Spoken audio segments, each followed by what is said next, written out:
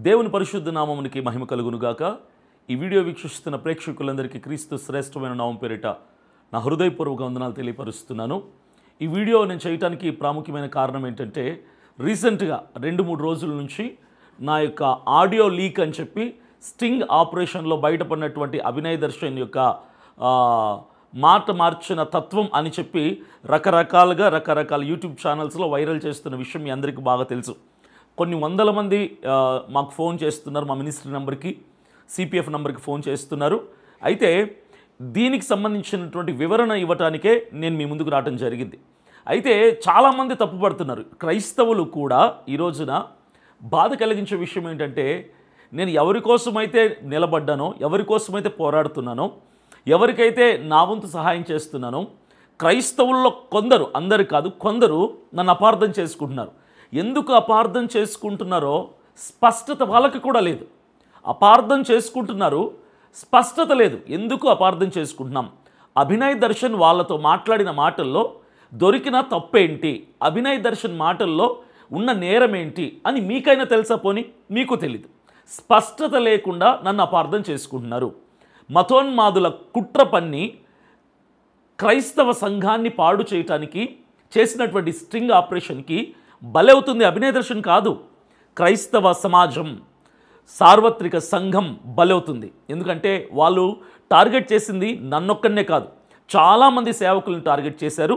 చాలామందిని మెప్పించి, ఒప్పించి, వాళ్ళకి ఆశ చూపించి, వాళ్ళని ప్రలోభపెట్టి, మీ క్రైస్తవ సమాజానికి అది చేస్తాం, మీ క్రైస్తవులకి మేము ఈ సంఘాలు కట్టిస్తాం, క్రైస్తవ సమాజానికి మేము విధవరాన్లకి టైలర్ షాప్ మిషన్లు తెప్పిస్తాము, టైలరింగ్ మిషన్లు ఇస్తాము అని చెప్పి రకరకాలుగా ప్రలోభాలు పెడితే, మా సేవకులు కొంతమంది ఆ ప్రలోభాలకి లోబడి కొన్ని మాటలు దొర్లాయి మా నోటి నుంచి. మొట్టమొదటిగా నేను ప్రతి పాయింట్ కూడా స్పష్టంగా నేను వివరిస్తాను. వాళ్ళు మాతో మాట్లాడినప్పుడు, సరే ఎవరి కోసం నా కోసం చెప్తా, నాతో మాట్లాడినప్పుడు వాళ్ళు నన్ను కాంటాక్ట్ చేయడం ట్రై చేశారు 4 రోజులు. నా దగ్గర ఉన్నటువంటి కోఆర్డినేటర్, సెక్రటరీ వాళ్ళతో మాట్లాడితే నా నంబర్ అడిగారు. తర్వాత మా వాళ్ళ మీద నమ్మకం కలిగిన తర్వాత, క్రైస్తవులే, నిజమే వీళ్ళు మాట్లాడుతుంది అని నమ్మకం కలిగాక అప్పుడు నా కాంటాక్ట్ నెంబర్ ఇస్తే అప్పుడు నాతో టచ్లోకి వచ్చారు.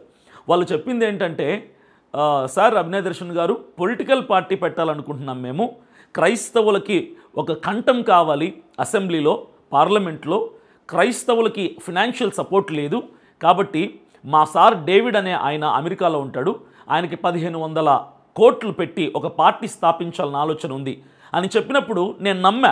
దానికంటే ముందుగా నేను నమ్మింది ఏంటంటే, వాళ్ళు క్రైస్తవుడు అని చెప్పినప్పుడు చనువు ఉంటుంది కదా, ఆ క్లోజ్నెస్ ఉంటుంది కదా, ఆ క్లోజ్నెస్తో మాట్లాడడం జరిగింది.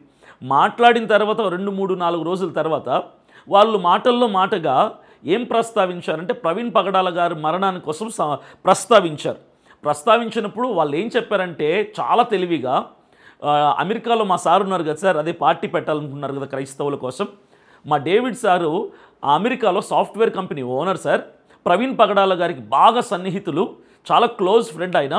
ప్రవీణ్ పగడాల గారు ఎప్పుడు అమెరికాకి వెళ్ళినా కూడా మా సార్ని కలుస్తారు, ఇద్దరూ కలిసి సిట్టింగ్ వేస్తారు, ఇద్దరూ కలిసి ఆల్కహాల్ తీసుకుంటారు అని వాళ్ళు చెప్పారు. అప్పటికి నా మైండ్లో ఉన్నది ఏంటంటే, వాళ్ళు క్రైస్తవ సమాజానికి ఏదో మేలు చేయాలనుకుంటున్న వాళ్ళు, ప్రవీణ్ పగడాల గారి కుటుంబానికి అత్యంత సన్నిహితులు, ప్రవీణ్ పగడాలకు చాలా క్లోజ్ అయినటువంటి వ్యక్తులు అని అప్పటికే నా మైండ్లో ఒక ఆలోచన పుట్టించారు. నేను నమ్మాను వాళ్ళని. అయితే ఎప్పుడైతే ప్రవీణ్ పగడాల గారు అమెరికాకి వెళ్ళినప్పుడైతే సిట్టింగ్ వేస్తారో అని చెప్పారో, అప్పుడు నేనన్నది ఏంటంటే, నాకు తెలుసండి అని చెప్పాను. సింపుల్. నేను మరలా చెప్తున్నాను, వాళ్ళు ప్రవీణ్ పగడాల గారు మా సారు సిట్టింగ్ వేస్తారు అమెరికాలో, ఆల్కహాల్ కన్జ్యూమ్ చేస్తారని చెప్పినప్పుడు ఆయన తీసుకుంటారని నాకు తెలుసండి అని చెప్పాను. దీన్ని పట్టుకొని ఈరోజు అన్యులు, మతోన్మాదులు, కొంతమంది పాస్టర్లు, కొంతమంది క్రైస్తవులు ఈ వీడియో పట్టుకొని అదేదో నేను క్రైమ్ చేసినట్టుగా, నేరం చేసినట్టుగా మాట్లాడుతున్నాను. ఇందులో నా తప్పేంటి అని అడుగుతున్నాను నేను. నా స్టాండ్ మొదటి నుంచి ఏంటో తెలుసా? ఆయన తాగుతాడా, తాగడా కాదు. ప్రవీణ్ పగడాల గారు తాగుతారా నాకు తెలీదు, ప్రవీణ్ పగడాల గారు తాగరా నాకు తెలీదు. ఎందుకంటే ప్రవీణ్ పగడాల గారితో నాకు ఎప్పుడు కూడా డైరెక్ట్ రిలేషన్షిప్ లేదు. ఆయన్ని నేను ఎప్పుడు కూడా డైరెక్ట్గా కలవల. 2-3 సార్లు ఫోన్లో మాత్రమే మాట్లాడడం జరిగింది. అలాంటి ఆయనతో పరిచయం లేని నేను ఆయన కోసం, ఆయన అలవాటు కోసం ఎలా మాట్లాడగలుగుతాను?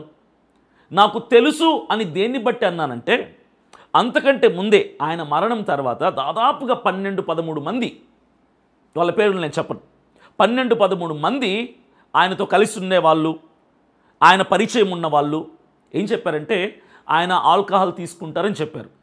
దాదాపుగా 100 మంది ఆయనతో మాకు పరిచయం ఉంది, ఆయనతో మేము పనిచేసాము, ఆయనతో కలిసి స్వార్థలకు వెళ్ళాము, ఆయనతో కలిసి నార్త్ ఇండియా వైపు పరిచర్యకి వెళ్ళాము, మిషనరీగా ఉన్నప్పుడు ఆయనతో పాటు మేము కూడా ట్రావెల్ చేశామని 100 మంది చెప్పిన వాళ్ళు ఆయనకి అసలు ఇలాంటి అలవాటు లేదు. 19 సంవత్సరాల వయసులో మిషనరీగా వెళ్ళారు, ఆయన ఈ అలవాట్లు చిన్నతనంలోనే వదిలేశాడు దేవుని కొరకు అని చెప్పారు వందలాది మంది. ఒక 12-13 మంది మాత్రం మేము ప్రవీణ్ పగడాల గారికి బాగా క్లోజు, ఫ్రెండ్షిప్ మాకు ఎక్కువ, ఆయన వ్యక్తిగత జీవితం మాకు బాగా తెలుసు, ఆయన ఆల్కహాల్ తీసుకుంటాడని కొంతమంది చెప్పారు.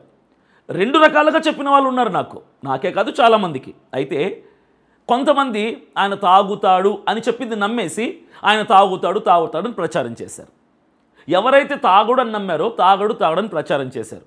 మీరు నా వీడియోలో ఆయన మరణించిన దగ్గర నుంచి, ప్రవీణ్ పగడాల గారు మరణించిన దగ్గర నుంచి మార్చి 25వ తారీఖు నుంచి ఈ రోజు వరకు నా వీడియోలు మొత్తం చూసుకోండి. నేను ఎక్కడా కూడా ఆయన తాగాడు అని చెప్పలేదు, ఆయన తాగలేదు అని చెప్పలేదు, ఆయన అలవాటు కోసం నేను మాట్లాడలేదు. మరలా చెప్తున్నా వినండి, ఆయన అలవాటు కోసం నాకు తెలీదు. నాకు తాగుతాడని చెప్పిన వాళ్ళు ఉన్నారు, ఆయనకు అసలు అలవాటే మానేశారు, ఎప్పుడో తాగరు అని చెప్పిన వాళ్ళు ఉన్నారు. నాకు తెలియదు కాబట్టి, వ్యక్తిగతంగా ఆయనతో నాకు పరిచయం లేదు కాబట్టి తెలియకుండా నేను దేన్ని కన్ఫర్మ్ చేసుకోలేను. తాగుతాడని కన్ఫర్మ్ చేయడం తప్పే, తాగుడని కన్ఫర్మ్ చేయడం తప్పే. నాకు తెలియదు ఆయన వ్యక్తిగత పరిచయం ఉన్నోళ్ళు అటు చెప్తున్నారు, ఇటు చెప్తున్నారు. ఏది నమ్మాలో నాకు తెలియని పరిస్థితిలో నేనున్నా.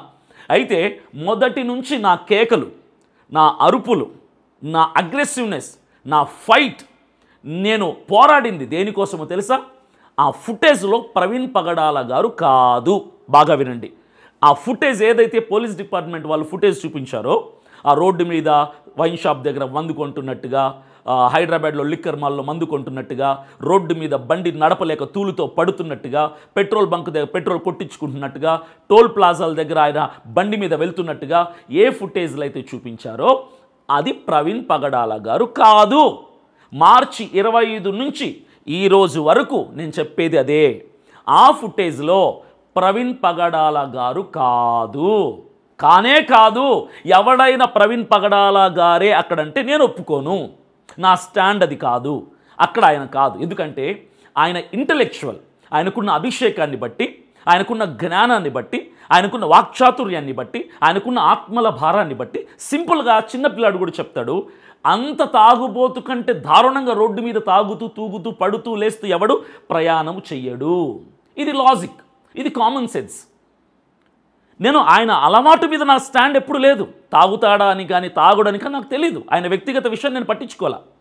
నేను పట్టించుకున్నది ఏంటంటే ప్రవీణ్ పగడాల గారిని చంపారు, ఇది నా స్టాండ్. యాక్సిడెంట్ అంటున్నారు, కాదు, ఇది నా స్టాండ్.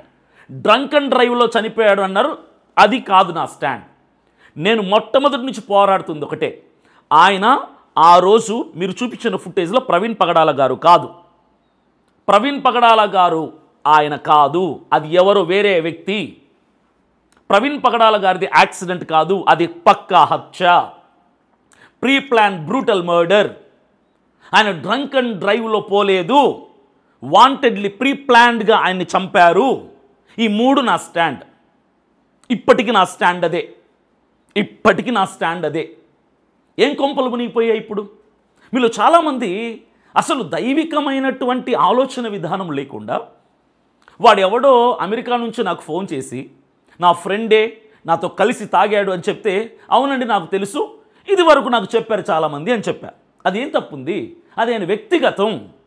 ఆయన తాగి చనిపోయాడని నేను చెప్పలేదే, ఆయన తాగి యాక్సిడెంట్ చేసుకున్నాడని నేను చెప్పలేదే, ఆ రోజు ఆ ఫుటేజ్లో తాగిన వ్యక్తి ఆయనే నేను చెప్పలేదే, అది మర్డర్ కాదు యాక్సిడెంట్ అని నేను చెప్పలేదే. నా స్టాండ్ నేను మార్చుకోలేదు కదా. ఆయన వ్యక్తిగత విషయాన్ని ప్రస్తావించినప్పుడు అవును సార్ నాకు తెలుసు, తప్పులేదు, దాంట్లో తప్పులేదు. నాకు ఎవడు చెప్పిన దానికి అవునా అంటున్నా, ఎందుకంటే నాకు తెలియదు ఆయన వ్యక్తిగతంగా. మీకు తెలుసా? ప్రవీణ్ పగడాల గారు వ్యక్తిగతంగా మీకు తెలుసా? ఆయన ఒక ఇంటెలెక్చువల్గా, ఒక సేవకుడిగా, సువార్థికుడిగా, మిషనరీగా, ఒక సాఫ్ట్వేర్ కంపెనీ ఓనర్గా, ఒక మంచి మానవత్వపు విలువలు కలిగిన వ్యక్తిగా తెలుసు మనందరికీ, అంతే. వ్యక్తిగత జీవితం మనకు తెలియదు. ఒకవేళ నేను చాలాసార్లు లైవ్లలో మాట్లాడాను, ఒకవేళ ప్రవీణ్ పగడాల గారికి తాగే అలవాటే కనుక ఉంటే, ఆర్టీవీలో నేను ఇంటర్వ్యూ ఇచ్చినప్పుడు కూడా, డిబేట్కి వెళ్ళినప్పుడు కూడా, కరుణాకర్ సుగుణ అనే వ్యక్తి ఉన్నప్పుడు డిబేట్కి వెళ్ళినప్పుడు కూడా అక్కడ నేను సుస్పష్టంగా ఒక మాట చెప్పా. సరే అండి, ప్రవీణ్ పగడాల గారికి తాగే అలవాటే ఉందనుకోండి, మరీ అంత నీచ నికృష్టంగా రోడ్డు మీద చిన్న చిన్న వైన్ షాపులకి వెళ్ళి తాగుతాడా? ఒక్కొక్క వైన్ షాప్లో ఒక్కొక్క బ్రాండ్ తాగుతాడా? అదేదో తాగటానికే ట్రావెల్ చేస్తున్నట్టుగా దారంతా తాగుతూ వెళ్తాడా? తాగుడు అలవాటు ఉన్నా కూడా ఒక వ్యక్తి అలా అంత దారుణంగా తాగుతాడా? అంత నీచమైన స్థితి కలిగిన వ్యక్తిని ఆయన. ఒక పచ్చి తాగుబోతుడు కూడా అలా తాగడు. ఒకవేళ ఆయనకు అలవాటే ఉందనుకుందాం, అలా తాగరు ఎవరు కూడా. ఆయన స్థాయికి తాగాలనుకుంటే అమెరికాలో కూర్చొని తాగుతాడు, విజయవాడలో తాగాలంటే నోవటెల్లో కూర్చొని తాగుతాడు, బండి పక్కన పడేసి లగ్జరీగా ఏ హోటల్లో అంటే ఆ హోటల్లో కూర్చొని బేరన్ని పిలిపించుకొని, బాయ్ని పిలిపించుకొని ఎంత కావాలంటే డబ్బు పడేసి తెప్పించుకొని కాలు మీద కాలేసుకొని తాగుతాడు. అలవాటు ఉంటే అలా తాగడు రోడ్డు మీద. ఇది నా స్టాండ్ మొదటి నుంచి. ఈ మాట నేను మొదటి నుంచి చెప్తున్నా. ఒకవేళ ఆయన తాగుతాడే అనుకోండి, తాగే అలవాటు ఉన్నా కూడా ఇలా అయితే తాగరు. ఏం మందు అలవాటు ఉన్నవాడు కూడా, ఎంతటి పచ్చి తాగుబోతాడు కూడా, ఎంతటి చదువులేని తాగుబోతాడు కూడా, ఎంతటి మూర్ఖమైన తాగుబోతాడు కూడా, తాగుడికి బానిసైనోడు కూడా రోడ్డు మీద తాగటానికే ప్రయాణం చేసినట్టుగా తాగడు. అది జరగదు.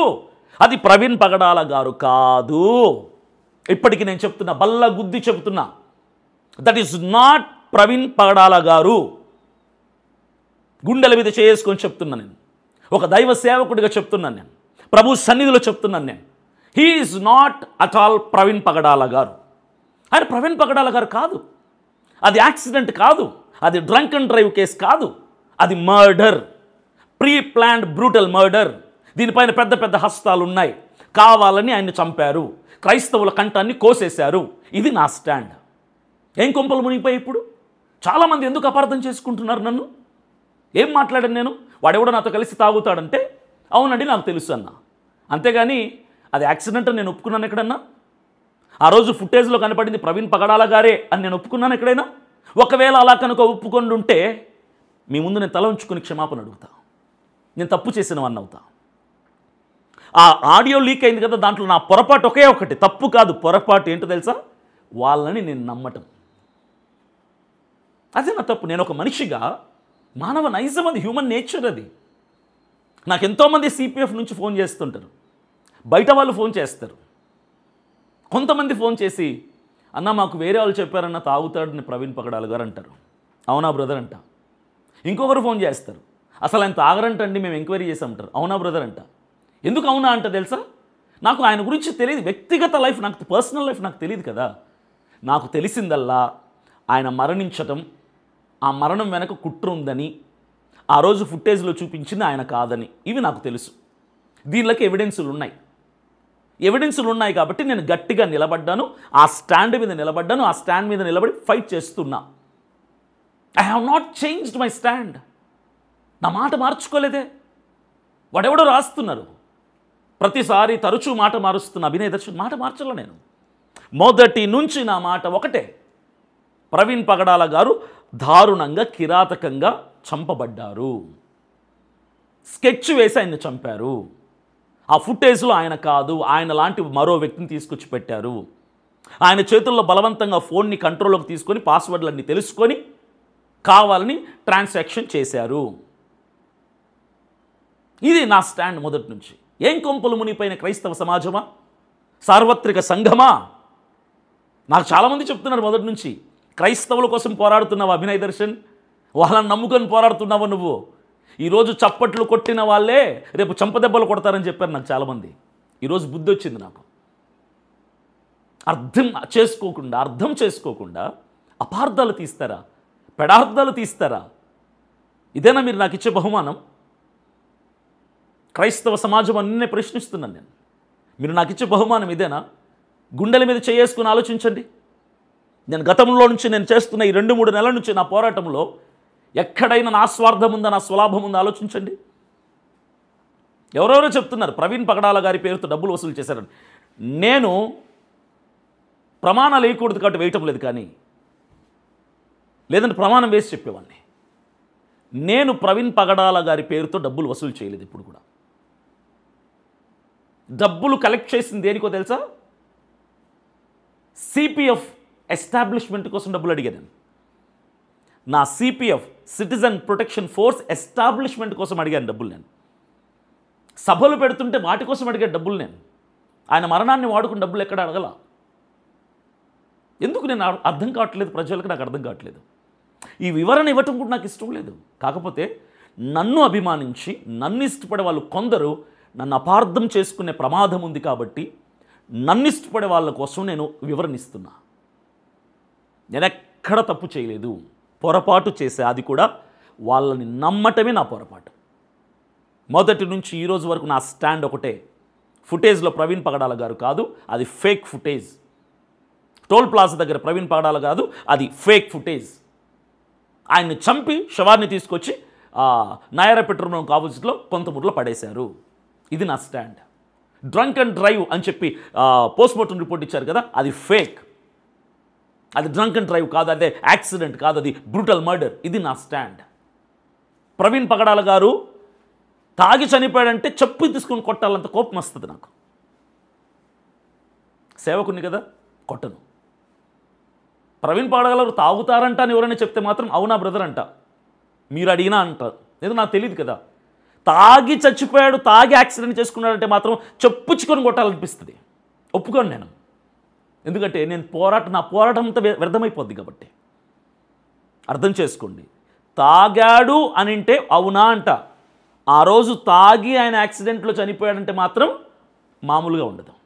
జాన్ పాల్ అంటున్నాడు కదా తాగి యాక్సిడెంట్ చేసుకున్నాడని, అది అతని స్టాండ్. అది నా స్టాండ్. అసలు అక్కడ అతను కానే కాదు. ఎంతటి పచ్చి తాగుబోతాడైనా అలా తాగడు. ఇది నా స్టాండ్. ఇది వాడెవడో ఫోన్ చేసి అమెరికా నుంచి క్రైస్తవ సమాజానికి మేలు చేస్తానంటే నేను తల వంచాను.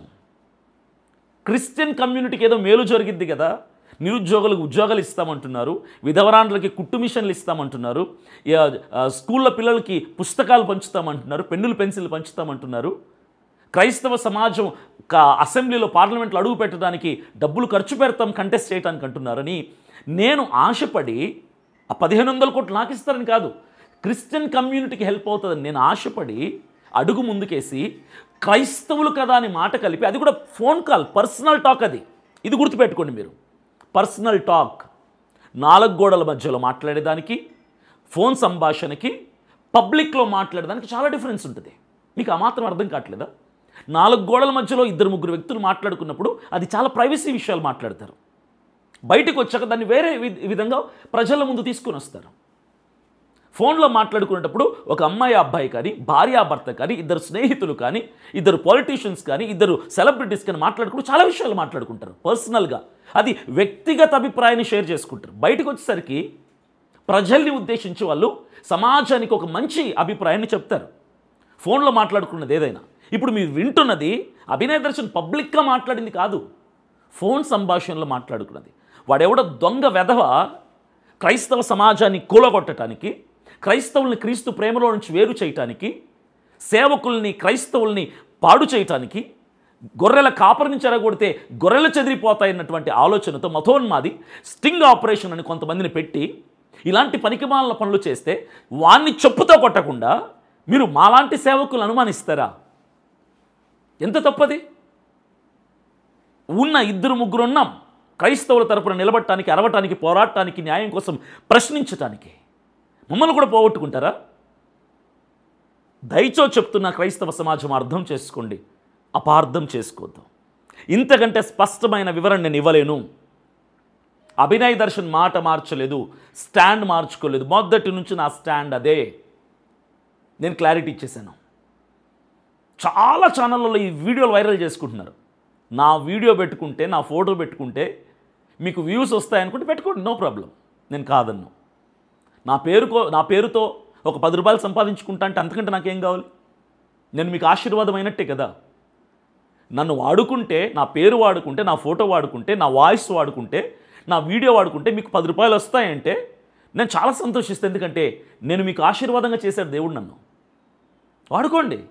ఈరోజు దాదాపుగా 15 యూట్యూబ్ ఛానల్స్ వాళ్ళు నా ఫోటోలు, నా వాయిస్లు, నా వీడియోలు వాడుకుంటున్నారు. వాడుకోండి సార్. నేను మీకు బ్లెస్సింగ్ అయ్యానని అర్థం. నేను మీకు ఆశీర్వాదంగా ఉన్నానని అర్థం. చక్కగా వాడుకోండి, నో ప్రాబ్లం. నేను వివరణ మీకోసం ఇవ్వలేదు, నా క్రైస్తవ సమాజం కోసం ఇస్తున్నా. మతోన్మాదులను కొట్టండి చెప్పు తీసుకొని. ఎందుకంటే ఎక్స్ క్రిస్టియన్ ప్రవీణ్ అనేవాడు చేసినటువంటి పన్నాగం ఇదంతా కూడా. వాడు గీసిన స్కెచ్ ఇది. వాడి వ్యూహం ఇది. వాడి వ్యూహంలో ఇరుక్కుపోతున్నారు క్రైస్తవులు. వాడు ఇదంతా చేసి ఇలాంటి సేవకుల్ని మీరు నమ్ముతున్నారా అని నమ్మించి సేవకుల నుంచి, సంఘం నుంచి, క్రైస్తవం నుంచి వేరు చేసే ప్రయత్నం చేస్తున్నాడు. ఇది గమనించలేకపోతున్నారు క్రైస్తవులు. అర్థం చేసుకోండి క్రైస్తవ సంఘమా, అర్థం చేసుకోండి, అపార్థం చేసుకోవద్దు. ఒక గోదావరికి అనే ఇన్సిడెంట్లో నేను వెళ్ళా, పోరాడా. కాకినాడలో సమర్పణ రాజు పాస్టర్ని పోలీసులు తీసుకెళ్ళి దారం కొడితే అక్కడ నేను వెళ్ళా. ఉదయం నుంచి సాయంకాలం వరకు నేను ఉన్నాను వాళ్ళకి అండగా. మన క్రైస్తవ కుటుంబాలు 3 పిల్లలు, 11 మందితో పాటు 3 పిల్లలు మన క్రైస్తవ కుటుంబాలు చనిపోతే అక్కడికి వెళ్ళి నాకు తోచిన సహాయం, వేరే సిస్టర్ లుమిని గారు సహాయం చేస్తే అది ఉన్నది ఉన్నట్టుగా వాళ్ళు తీసుకెళ్ళి వాళ్ళ చేతులు పెట్టా. నాకు తోచింది నేను చేస్తూనే ఉన్నా. మీరు నన్ను అపార్థం చేసుకుంటారా? మీరు ఎలా ఒప్పుకుంటున్నారన్నా అని మెసేజ్లు పెడుతున్నారు. నేను ఏం ఒప్పుకున్నా? ఆ రోజు బండి తాగి తోలాడని ఒప్పుకున్నానా? ఆయన యాక్సిడెంట్లో చచ్చిపోయాడని ఒప్పుకున్నానా? అది మర్డర్ కాదని ఒప్పుకున్నానా? ఏం ఒప్పుకున్నాను సార్ నేను? వాడు ఎవడో నాతో కలిసి తాగాడు అని చెప్పాడు. అవును నాకు తెలుసు, ఇది వరకు చాలామంది చెప్పారు అని చెప్పారు. ఆయన తాగడా కాదు కదా నా ఫైట్. ఆ రోజు తాగాడా లేదన్న నా ఫైట్. ఆ రోజు తాగలేదు, ఆ రోజు ఆయన కాదు, ఆయనది యాక్సిడెంట్ కాదు, అది murder murder murder murder murder. ఆ ఫుటేజ్లో ప్రవీణ్ పగడాల గారు కాదు. నన్ను అరెస్ట్ చేసినా పర్వాలా, నన్ను శిక్షించినా పర్వాలే. ఈ మాటకి నేను ఈ స్టాండ్ మీద నిలబడతాను నా ప్రాణం పోయే వరకు. ఎలా నన్ను అపార్థం చేసుకుంటారు మీరు? How can you misunderstand my words? 1కి 10 సార్లు వినండి సార్. నా వీడియోలు 1కి 10 సార్లు చూడండి. ఎలాంటి వాడు గమనించండి. ఒక్క మాటను బట్టి మనిషిని అపార్థం చేసుకుంటే నాలాంటి మనిషిని పోగొట్టుకుంటారు చెప్తాను, గుర్తుపెట్టుకోండి. ఇప్పటికే బాధేస్తుంది, వీళ్ళ కోసమా నేను నిలబడ్డానని. ఇక రెండో విషయం, దొరికింది కదా అవకాశం. ఇప్పుడు వీళ్ళ పన్నాగం ఏంటంటే కొంతమంది పాస్టర్లు, కొంతమంది మతోన్మాదులు ఇప్పుడు కలిసిపోతున్నారు. ఇప్పుడు నన్ను అజయ్ బాబుని డిఫేమ్ చేయడానికి, డిగ్రేడ్ చేయడానికి, పడగొట్టడానికి, కింద తొక్కటానికి మతోన్మాదులతో పాస్టర్లు కొందరు చేతులు కలుపుతున్నారు. వాళ్ళ వీడియోలు వీళ్ళు కూడా పెట్టుకున్నారు సిగ్గు లేకుండా. ఏమంటారు సార్ వాళ్ళని? సేవకుల, క్రైస్తవుల, బైబిల్ పట్టుకొని దేవుని ప్రేమను ప్రకటిస్తారు వీళ్ళు. వాళ్ళతో చేతులు కలిపి ఆ ఆడియో లీకులు వీళ్ళు కూడా పెట్టుకుంటున్నారు వీళ్ళ ఛానళ్ళల్లో. వెళ్తారు పరలోకానికి, తప్పకుండా వెళ్తారు సార్. మీరే వెళ్తారు. దేవుడికి మీలాంటి వాళ్ళే కావాలి. పెట్టుకోండి, మీ ఛానల్లో పెట్టుకోండి. ఇదే అడ్వాంటేజ్గా తీసుకొని ఇక అభినయ్ దర్శన్ గత జీవితంలో జరిగిపోయినవన్నీ వెలికి తీస్తున్నారు. ఇప్పుడు ఒకటి దొరికింది కదా ఆడియో లీక్ అని. ఇప్పుడు ప్రజలు నమ్ముతున్నారు కదా అభినయ్ దర్శన్ తప్పు చేశాడని. ఇప్పుడు అభినయ్ దర్శన్ జీవితంలో ఏమి తప్పులు జరిగాయి, వాడి గత జీవితం ఏంటి, వాడి ఫ్యామిలీ లైఫ్ ఏంటి, వాడి పర్సనల్ లైఫ్ ఏంటి, ఎక్కడ ఎవరితో మాట్లాడాడు, ఎవరితో ఏం చేశాడు, ఏ పొరపాట్లు చేశాడు, అన్నీ వెలికి తీస్తున్నారు. ఇప్పుడు తవ్వుతున్నారు, మొత్తం తవ్వి తవ్వి తవ్వి తవ్వి నా పర్సనల్ లైఫ్లో, నా ఫ్యామిలీ లైఫ్లో జరిగినటువంటి కొన్ని సంఘటనలు బయటికి తీసుకొచ్చి ప్రొజెక్ట్ చేస్తున్నారు. ఇప్పుడు ఎంత బాధాకరం అసలు తెలుసా? సేవకులు కొంతమంది పోస్ట్ చేస్తున్నారు. మీ ఈర్ష్య అర్థం కావటంలో మీ క్రియల్లో. దైవ సేవకులుగా చెప్పుకుని మీరు తోటి దైవ సేవకుడైన నన్ను ఎప్పుడో 6 సంవత్సరాల క్రితం నా కుటుంబంతో నాకు జరిగినటువంటి ఆ కలహాలని బయటికి తీసుకొచ్చి ఆడవాళ్ళు ఉన్నారు ఫోటోలు అని కూడా లేకుండా వాళ్ళ వీడియోలు ప్రొజెక్ట్ చేస్తారా? సుష్మా గారి వీడియో పెడుతున్నారు కదా మీరు, అదే సుష్మా గారి ఆ వీడియో తీయమని చెప్పి ఒక ఫ్రాన్సిస్ కన్నయ్యకి ఫోన్ చేసి అతని మీద కేసు పెట్టింది. నా వీడియో వాడుకుంటే మీ మీద కేసు పెడతానని. మహాసేన రాజేష్ అతనితో మాట్లాడి ఆయన ఆ వీడియో వాడుకున్నప్పుడు ఇమీడియట్గా తీసేయండి, ఇది మా పర్సనల్ లైఫ్, మీకు అనవసరం అని చెప్పి ఆ వీడియో తీయించింది.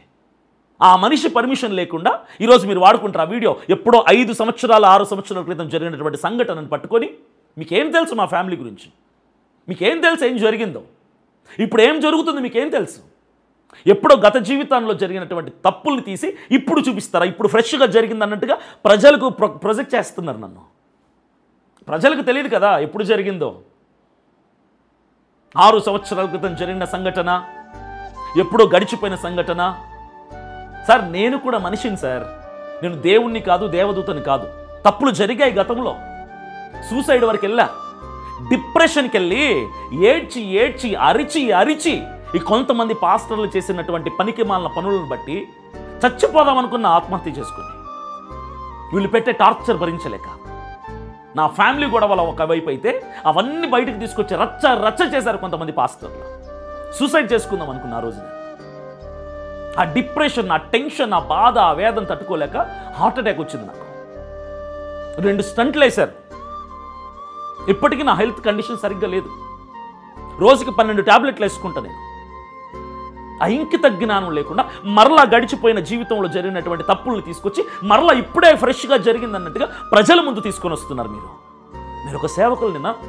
మీరు ఒక పాస్టర్లేనా? మీరు బైబిలేనా ప్రకటిస్తున్నారు మీ సంఘాల్లో? ఇప్పుడు ఫ్రెష్గా జరుగుతూ తీసుకొచ్చి చూపించండి. 5-6 సంవత్సరాల క్రితం జరిగిపోయినటువంటి కుటుంబ సమస్యను తీసుకొచ్చి ఇప్పుడు ప్రొజెక్ట్ చేస్తున్నారా? ఎవడరా చెప్పింది? అభినయ్ దర్శన్ థర్డ్ వైఫ్ అంట. దమ్ముంటే నాకు ఫోన్ చేయండి రా, నా ముందుకు రండి. Abhinay Darshan third wife. మరి సెకండ్ వైఫ్ ఎక్కడికి వెళ్ళిపోయిందిరా? ఇంకోటి పెడుతున్నాడు అభినయ్ దర్శన్ 5th వైఫ్ అంట. మరి మధ్యలో ముగ్గురు ఎక్కడికి వెళ్ళిపోయారా? ఏం తెలుసురా మీకు? అసలు ఏం తెలుసని మీరు మాట్లాడుతున్నారు?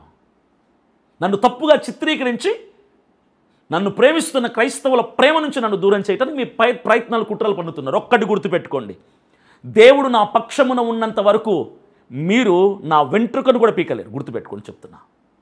దేవుడు నా పక్షమున ఉన్నంత వరకు క్రైస్తవుల హృదయాల్లో, క్రీస్తు హృదయంలో నా స్థానాన్ని మీరు మార్చలేరు, చెరపలేరు.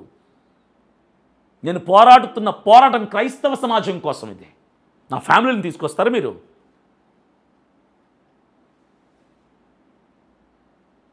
ఎప్పుడో జరిగిపోయిన సంఘటన. సుష్మా గారికి నాకు గొడవలయ్యాయి. ఇది మొత్తం యావత్ క్రైస్తవ సమాజం అంతటికి తెలుసు. సపరేట్ అయిపోయాం, 5 సంవత్సరాలు అయిపోయింది, అందరికీ తెలుసు. ఉన్నది ఉన్నట్టుగా చెప్తే నాకు బాధ లేదు. అబద్ధాలు అల్లి 3వ భార్య, 4వ భార్య, 5వ భార్య, 7వ భార్య. మనిషిని అనుకుంటున్నారు, పశువుని అనుకుంటున్నారు. నేను ఒక ఆడియో లీక్ ఏదో దొరికిందని చెప్పి దానికి అడ్వాంటేజ్గా ఇప్పుడు ప్రజలు నమ్ముతున్నారు, వీడిని తప్పుగా ప్రొజెక్ట్ చేస్తని చెప్పి ఒకదానికొకటి జోడించుకుంటూ వెళ్ళిపోతున్నారే. దేవుడిని భయం ఉందా మీకు అసలు? దేవుడు అంటే భయం ఉందా మీకు అసలు? దేవుడి భక్తి ఉందా మీకు అసలు? మీరు క్రైస్తవులైన సిగ్గుచేటు కదా. మీరు ఒక క్రైస్తవులు, మీరు ఒక పాస్టర్లు. నేను అందరు క్రైస్తవులు, అందరు పాస్టర్ల కోసం మాట్లాడటంలా, నన్ను తప్పుగా చిత్రీకరించే ప్రయత్నంలో విచక్షణ కోల్పోయి, విఘ్నతను కోల్పోయి, మేము పాస్టర్లం కదా, మేము సేవకులం కదా అని మరిచిపోయి దుర్మార్గుల్లాగా, మతోన్మాదుల్లాగా ప్రవర్తించి అభినయ్ దర్శన్ని పడగొట్టడమే మా యొక్క డ్రీమ్, ఎయిమ్, గోల్, అంబిషన్ అన్నట్టుగా ప్రవర్తిస్తున్నారే. దేవునికి ఏం లెక్క చెప్పుకుంటారు సార్? గడిచిపోయిన 5 సంవత్సరాల క్రితం జరిగిపోయిన తప్పుకి నేను క్షమాపణ అడిగాను, దేవుడు నన్ను క్షమించేశాడు. మా ఫ్యామిలీస్ మేము బాగున్నాం, హ్యాపీగా ఉన్నాం. ఇప్పుడు మరలా అవన్నీ తీసుకుని వస్తున్నాను. నా బిడ్డలకు ఎఫెక్ట్ అయిందనుకోని చెప్తున్నా. ఒక్కొక్కరికి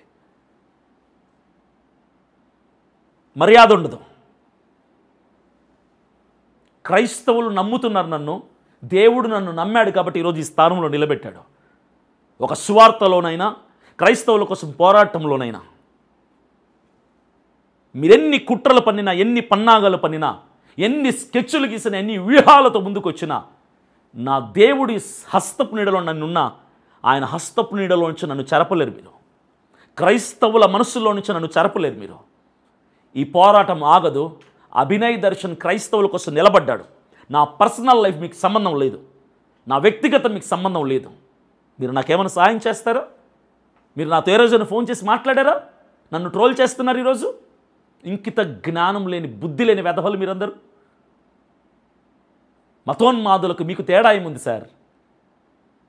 మతోన్మాదులతో చేతులు కలిపినారు కొంతమంది పాస్టర్లు ఈరోజు. కొంచెమన్నా షైగా ఫీల్ అవ్వట్లేదా మీరు? Don't feel shy to project a pastor in a bad and negative వే. గుండెలు తరుక్కుపోతున్నాయి, కోపం తన్నుకొస్తుంది లోపల నుంచి. దైవ సేవకునిగా కంట్రోల్ చేసుకొని మాట్లాడుతున్నా నేను. కన్నీళ్ళు వస్తున్నాయి.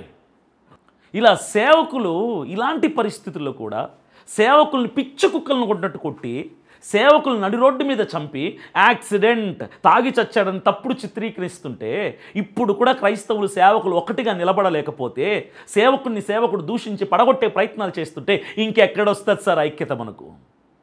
ఎప్పుడు సార్ మనం ముందుకెళ్తాం? ఎప్పుడు సార్ మతోన్మాదులను మనం ఎదుర్కొంటాం? మతోన్మాదులతోనే చేతులు కలిపేసి సేవకుడు ఎదుగుతుంటే లాగే పక్కన పడేస్తున్నారే. ఒకటి ఎదగటమే మీరు ఓర్చుకోలేరా? ఒక అభినయ దర్శనం, ఒక అజయ్ బాబు ఎదగటం మీకు ఓర్చుకోలేక లేనిపోని అభాండాలు రాళ్ళు వేస్తున్నారు మా మీద. సంతోషమే, వేసుకోండి. మా కుటుంబాలను బయటికి తీసుకురావద్దండి చెప్తున్నా.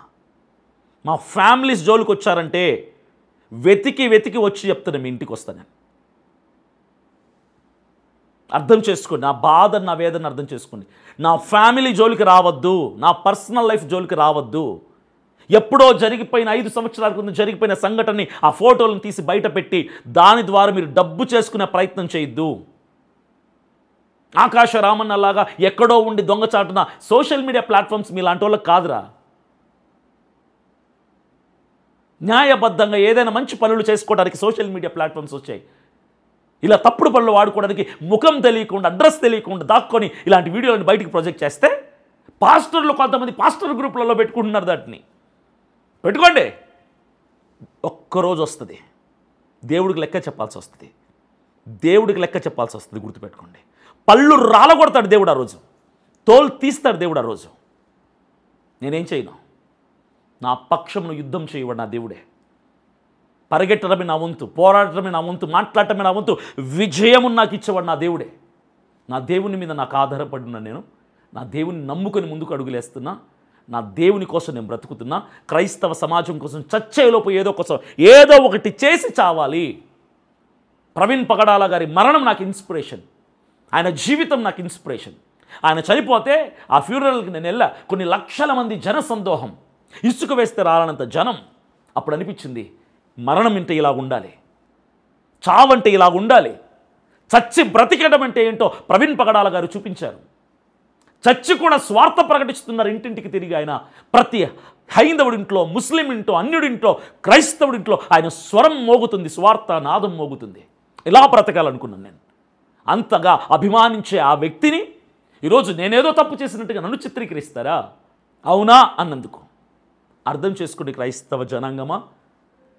ఎవడు ఎన్ని చేసినా నా దేవుడు నాకు ఇచ్చిన ఆధిక్యతని, మీ మనసులో నాకు ఇచ్చిన స్థానాన్ని నా దేవుడు నుంచి ఎవరు వేరు చేయలేరు, క్రైస్తవుల నుంచి నన్ను ఎవరు వేరు చేయలేరు అన్నటువంటి విశ్వాసంతోనే ముందుకెళ్తున్నా. అభినయ్ దర్శన్ పోరాడుతూనే ఉంటాడు. క్రైస్తవులకు ఎక్కడ సమస్య వచ్చినా నిలబడతాడు. ఎక్కడ అవసరం వచ్చినా నాకు చేతనైతే నేను సాయం చేయడానికి ముందుకు వస్తాను, అడుగులేస్తాను. God bless you. Thank you.